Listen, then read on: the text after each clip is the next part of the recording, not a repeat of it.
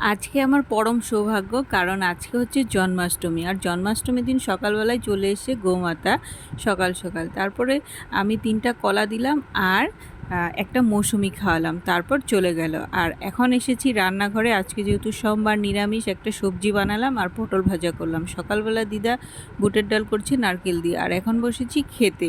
তারপর সন্ধ্যাবেলা হাজবেন্ড চলে এসছে বাড়িতে। আজকে একটু তাড়াতাড়ি আসছে, কারণ চলে আসছি আমরা এখন গোবিন্দ মন্দিরে একটু দর্শন করতে, শ্রীকৃষ্ণের দর্শন করতে। আর এখানে সন্ধ্যা আরতি হচ্ছে, গান হচ্ছে, কীর্তন হচ্ছে, এত ভালো লাগছে। তারপরে ও অফিস থেকে ডাইরেক্ট এখানে চলে এসছে, মানে আমাকে নিয়ে এখানে চলে এসে তারপর ওর প্রসাদ নিয়ে আসলো, মিষ্টান্ন প্রসাদ। প্রসাদটা খেতে এত ভালো লাগছিল। আর এখানে আসলে না যেতে ইচ্ছা যায় না। কি করব, এখন চলে যেতে হবে। এতটা ভিড়, কারণ ভিড়ের মধ্যে আমার এখন থাকাটা একদম বারণ, তো বাড়ি চলে আসলাম।